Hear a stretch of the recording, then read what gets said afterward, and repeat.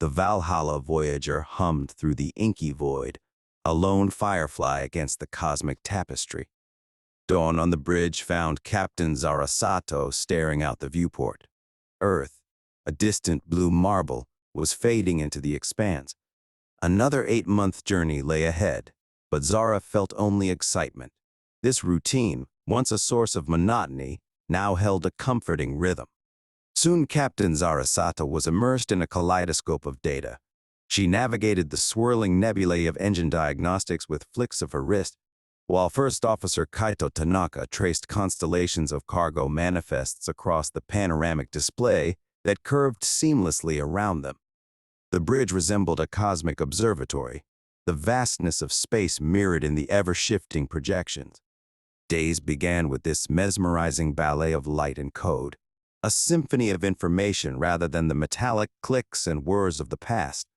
It was a constant conversation with the Valhalla Voyager, its inner workings laid bare in vibrant holographic form. Each flick of Zara's hand, each gesture of Kaito's fingers, sent ripples through the data streams, adjusting course, monitoring systems, and orchestrating the intricate dance of the cargo ship through the cosmos. Next followed cargo manifests and navigation plots, meticulously reviewed by payload specialist Dr. Evelyn Chen. Meanwhile, Chief Ion Mechanic Hiro Nakamura hummed along to classic Earth tunes while calibrating the thruster's delicate hum. Communication Officer and General Fixer Maya Jones ensured the onboard systems purred, her laugh echoing through the sterile metal corridors. Mealtimes were communal affairs, feasts prepared from meticulously stored and preserved ingredients. Hiro's miso soup became legendary, Maya's spicy stir-fries rivaled Earth's best, and Dr. Chen's banana bread was a morale booster.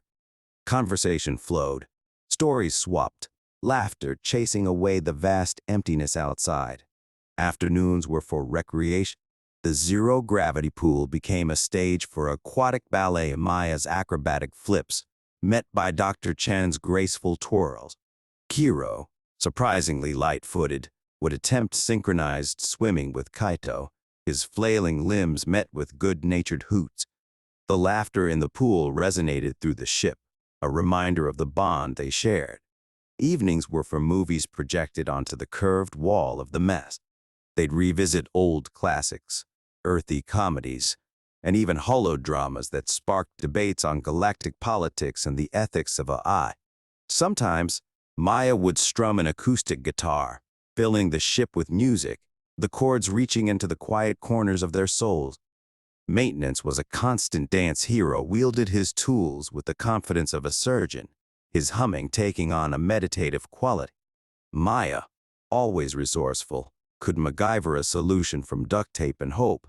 Together, they kept the Valhalla Voyager purring, her steel heart beating steady against the cosmic silence. The months passed, filled with the ebb and flow of routines, punctuated by minor glitches and the thrill of spotting celestial oddity.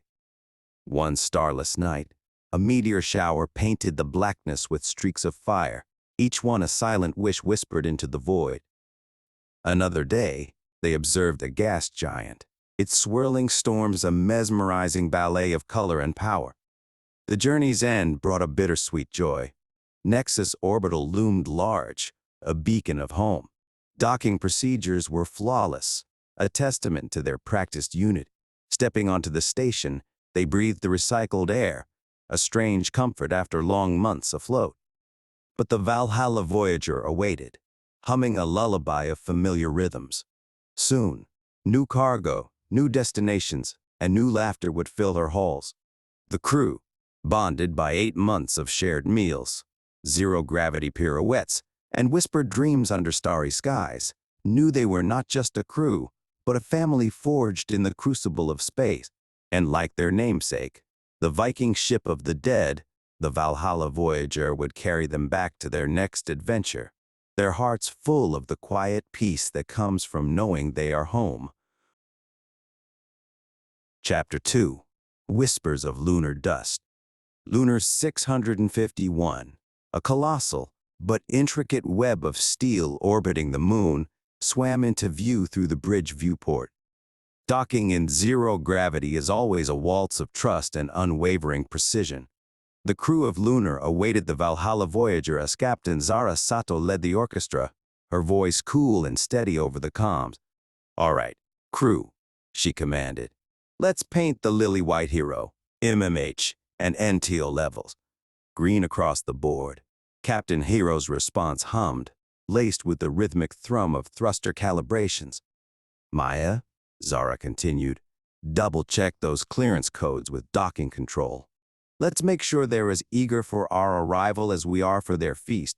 Maya's laughter, a tinkling melody against the pre-docking tension, filled the bridge. Kaito, his fingers dancing across holographic controls, adjusted their trajectory. "Coming in a bit hot, Zara. Need to bleed some speed." "Copy that," First Officer Zara confirmed. "Hero, tickle those Dracos for us." The ship shuddered as the auxiliary thrusters sputtered to life, their fiery coughs pushing against the lunar pull. Zara watched the holographic distance markers tick down, each one a whispered promise of solid ground. 10 kilometers, Kaito announced, his voice laced with the careful tension of their approach. 5, Zara echoed, her focus unwavering. "Remember, smooth and steady. We're placing pebbles on the surface of a pond here." The docking clamps loomed large, skeletal arms reaching out from the station like eager hands. Hero's voice broke the silence. "NTO, 20%, Captain. More than enough for a gentle kiss." Zara grinned, a flash of white against the dark helm. "Let's make it a love tap. Then Kaito, bring us in slow and steady."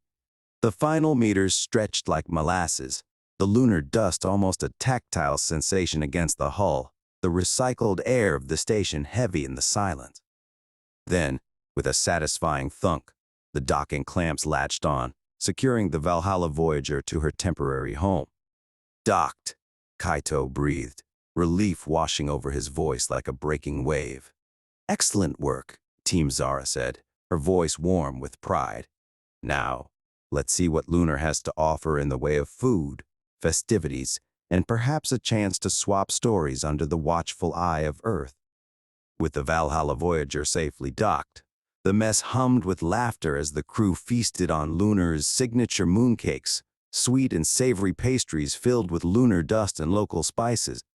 As she did at each port, Maya serenaded the crew with songs on her guitar, with the crew's laughter echoing through the burnt-smelling recycled air.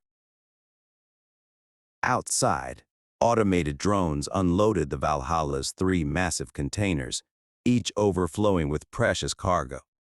New containers were carefully slotted into place, their shiny surfaces mirroring the laughter within. Hiro and Maya scurried through the ship's belly, restocking supplies and ensuring every system was prepped for the next leg. As the fuel cells gurgled with fresh xenon and the CRS tanks were pressurized with MMH and NTO, Zara leaned against the viewport, watching the lunar sunrise paint the cratered landscape in shades of gold and silver. 4 months stretched before them, but right now, with bellies full and hearts light, the Valhalla Voyager felt less like a cargo ship and more like a home, adrift in a sea of stars. This crew, seasoned by the vastness of space, carried with them the quiet peace of home, ready to write the next chapter of their cosmic odyssey.